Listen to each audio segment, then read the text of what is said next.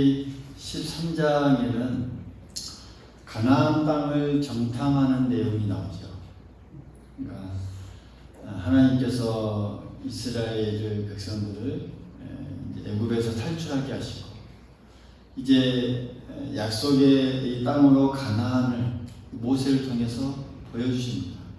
그리고 그곳에 이르렀을 때에 이제 그 가나안 땅을 정탐하게 합니다. 그 가나안 땅을 정탐한 사람들이 보고한 내용이 두 가지로 나옵니다. 총 12명이 갔는데 10명과 또 2명의 주장이 다르게 됐죠. 12명 중에 10명은 어떻습니까? 우리는 그 백성을 치지 못하리라. 그들은 우리보다 강하니라. 이렇게 주장해요. 그리고 이에 반해서 2명은 여호수아와 갈렙이죠. 우리가 잘 아는. 우리가 곧 올라가서 그 땅을 취하자. 능히 이기리라. 또 이렇게 주장해요. 그러니까 이게 각기 상반된 주장을 하게 됩니다. 이스라엘 백성들은 뭘 따랐을까요? 누구의 주장을 따랐을까요? 이 다수의 10명의 주장을 따릅니다. 그러면서 이제 당시 지도자인 모세와 아론을 원망하죠. 우리가 애굽의 땅에서 그냥 죽게 놔두지. 이 광야에서 그냥 죽게 놔두지. 왜 우리로 하여금 거기 가서 이 칼에 맞아 죽게 하느냐. 이렇게 원망합니다. 하나님은 이 모습을 보면서 이 백성이 언제까지 나를 멸시하고 믿지 않겠느냐 라면서 한탄하시죠. 그러면서 갈렙과 여호수아 외에는 나를 원망한 자 모두가 그 약속의 그 땅에 결단코 들어가지 못하리라 라고 하면서 그들을 심판하십니다.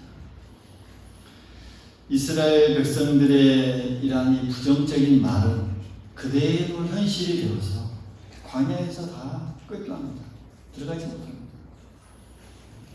여호수아와 갈렙의 이 믿음의 말도 그대로 현실이 되어서 가나안 땅을 받는 정말 이 축복의 이 결과로 이어지게 되죠. 마태복음 15장에 보면요, 또 귀신 들린 그 자기 딸을 위하여 간구하는 이 가나안 여자에 대해서 이야기가 좀 나와 있습니다. 그 가나안 여인이 예수님께 이렇게 딸을 고쳐달라고 애원하죠. 근데 예수님은 그 내용을 보면 2번에 걸쳐서 거절해요. 첫 번째는 나는 이스라엘 집 외에는 이스라엘 집에 잃어버린 양 외에는 다른 데로 보냄을 받지 아니하였다. 그러면서 외면해요. 그러자 또 그 여자가 또 다가서서 또 애원합니다. 그러자 또 예수님께서 이렇게 말씀하십니다. 자네의 떡을 취하여 개들에게 던짐이 마땅하지 아니하니라. 또 이렇게 하면서 또 외면해요. 그러자 또 여인도 또 가서 또 아니 개들도 주인의 상에서 떨어지는 부스러기를 먹지 않습니까? 하면서 또 세 번째 애원합니다.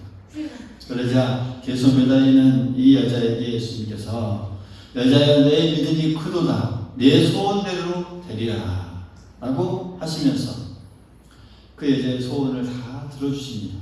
그러면서 그 딸의 귀신을 쫓아주고 깨끗하게 낫게 해주십니다. 그러니까 소원대로 되는 것. 이 주님께 간절함을 가지고 나아갔을 때 이 여인의 이 꿈은 현실이 되었습니다. 소원이 이루어졌습니다.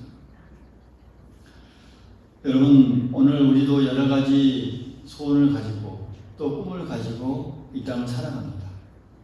또 우리의 개인의 꿈도 있을 것이고 또 우리 교회가 꿈꾸고 나아가는 또 기도하는 꿈과 비전도 있습니다. 그러나 그 꿈이 현실이 되는 것은 그저 바란다고 해서 이루어지는 것이 아니죠. 꿈이 현실이 되는 과정에서 우리에게 필수적으로 요청되는 중요한 것들이 늘 따르게 마련입니다.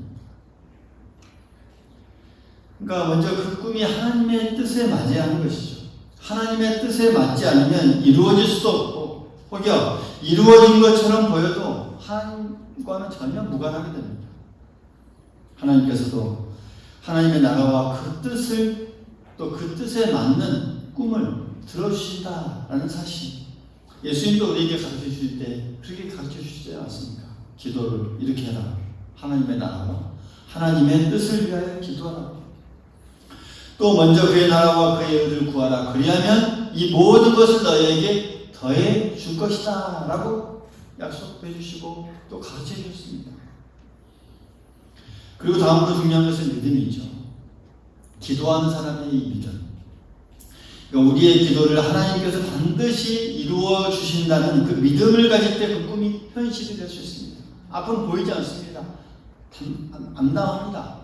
그렇죠? 가나안 땅을 봤을 때 얼마나 그 사람들, 우리 성경에 보면은 정말 이 무기를 가지고 있고 힘센 사람들이 얼마나 많았습니까? 그에 비해 이스라엘 백성들은 너무 약했습니다. 보이는 것, 그걸로는 도저히 넘어설 수 없었습니다. 이 믿음을 가지고 나아가는 것이죠. 이 갈렙과 여호수아처럼. 바울이 아시아에서 이 복음을 쭉 전할 때 언제나 그는 이 성령의 인도하심을 의식하면서 늘 움직였습니다. 그래서 바울의 이 움직임을 보면 늘 성령을 따라서, 그러니까 이 바울이 이 회심하기 전에는 늘 율법을 따랐고 또 율법적인 어떤 삶을 살았죠. 그때는 이 성령을 느끼지 못했습니다. 그냥 딱딱하고 경직된 율법의 신앙이 그를 다 감쌌던 것이죠. 그러나 예수님을 만난 후부터는 성령께서 지배하시는 삶으로 바뀝니다. 성령의 이 감동하심을 늘 느끼고 또 성령의 인도하심을 따라 그렇게 살아가는 삶으로 바뀌어졌습니다. 그때부터 이제 바울이 그 서신서에서 자주 사용했던 말이 그렇습니다. 그리스도 안에서, 예수 안에서, 주 안에서, 성령 안에서. 그러니까 이 성령 안에서 살았던 이 자신의 어떤 삶을 그대로 표현했던 것이죠. 그래서 성령을 의지해서 하나님의 말씀을 전했고 복음을 전하는 그 뜨거운 열정도 언제나 성령 안에서였지, 그 성령 안에서의 이 열정이었지, 성령을 넘어선 그 어떤 것도 그가 행하지 않았고 그에게 있을 수도 없었습니다. 오늘 이 본문의 배경도 그렇습니다. 오늘 본문의 배경도 이 바울이 성령의 인도하심을 따라 이제 이스라엘의 그 지경을 벗어나 더 넓은 이 소아시아 지역, 그러니까 지금의 튀르키예죠. 그 지역까지 와서 하나님의 말씀을 전했습니다. 그래서 거기서 바울은 더 깊은 곳으로 들어가서 이제 복음을 전하고자 했지만 하나님께서 허락하지 않는 그런 상황, 그런 내용이 오늘 본문의 내용입니다. 결과적으로 보면 하나님께서는 이 바울의 발걸음을 이 소아시아 지역을 넘어서서 좀 더 넓은, 그러니까 우리가 지금 흔히 알고 있는 유럽 지역, 그렇죠? 그 당시에 로마 쪽으로, 그러니까 유럽 쪽으로 인도하시려는 그 계획을 가지고 계셨던 것이죠. 이 바울은 성령의 이 간섭과 이 섭리에 순응할 수밖에 없었습니다. 그러니까 우리가 하나님을 따라 늘 살아가고 또 하나님의 뜻을 살려고 하고 또 하나님의 일을 늘 해 나아가려고 할 때 우리의 삶을 주님께 맡기고 살아갈 때 가장 먼저 우리가 해야 할 부분이 바로 이렇습니다. 하나님의 그 섭리에 늘 순응하고자 하는 우리의 마음, 그 마음에 먼저 우리에게 선행되어야 합니다. 무슨 일을 하든지. 할렐루야. 그래서 이게 하나님의 뜻인지 하나님의 섭리 가운데 있는 것인지, 내 인생과 내 모든 주변의 환경과 모든 삶의 환경이 바로 그렇습니다. 내 생각과 내 뜻보다는 하나님의 뜻이 앞서야 하기 때문입니다. 내 지혜보다는 하나님의 지혜가 더 앞서기 때문입니다. 할렐루야. 이 바울의 이런 이 아주 놀라운 점이 바로 이러한 점이죠. 오늘 이 모습을 보면 이 바울은 이 소아시아 지역에서 전도하지 못하게 하는 그 역사를 어떻게 이 하나님의 섭리로 알아차렸냐 하는 것이죠. 그렇지 않습니까?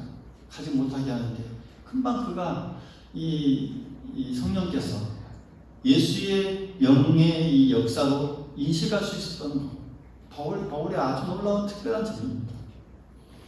바울이 그러한 이 특별한 점을 가졌던 이유는 바로 그렇습니다.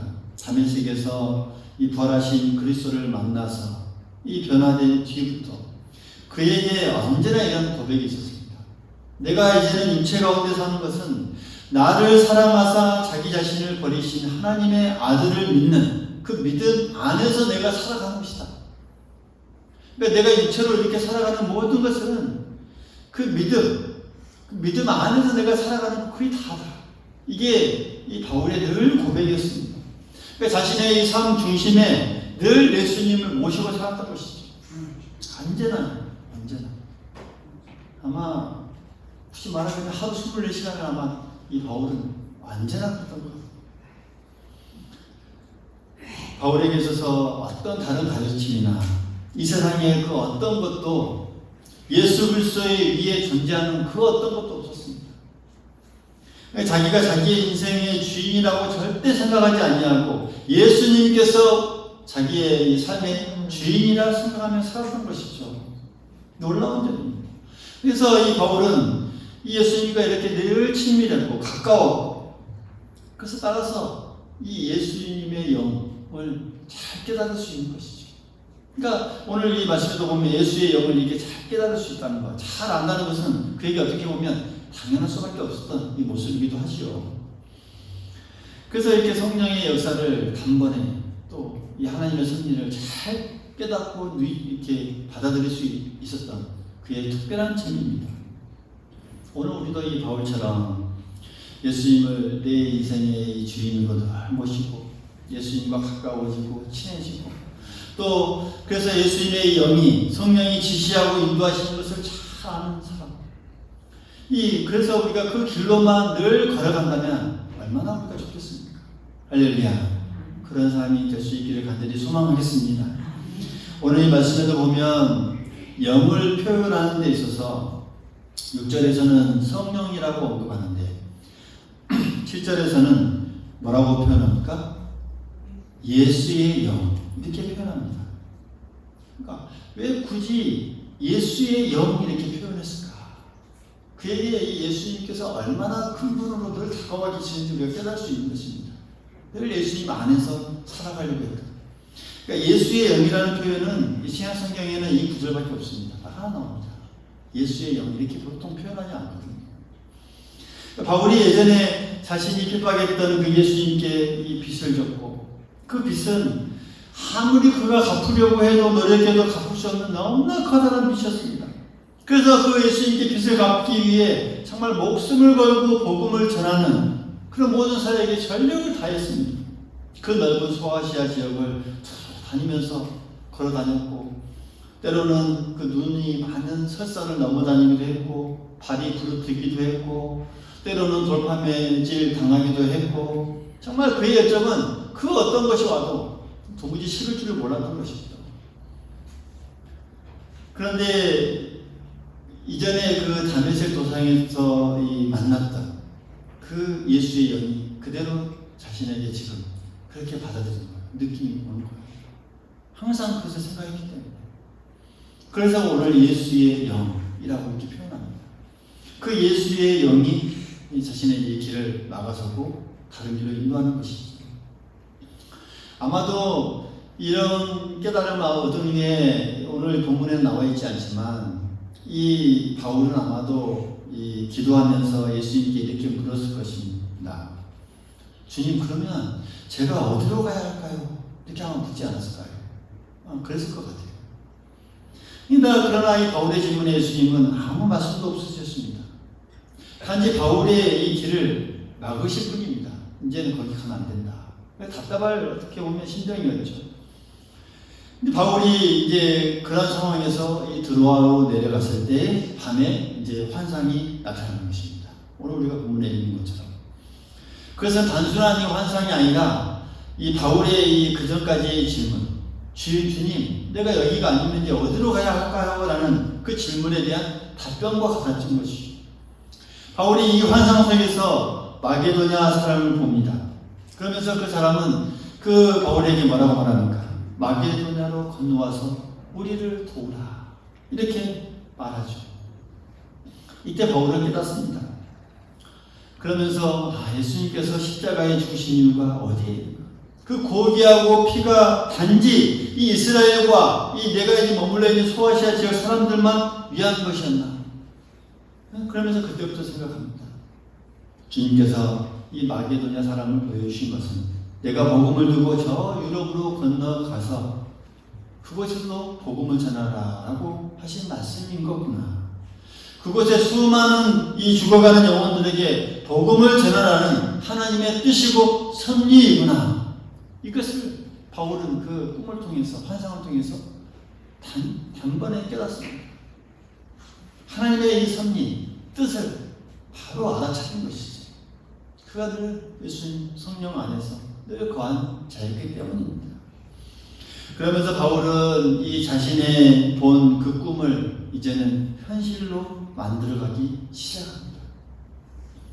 먼저 바울은 하나님의 뜻을 확신합니다.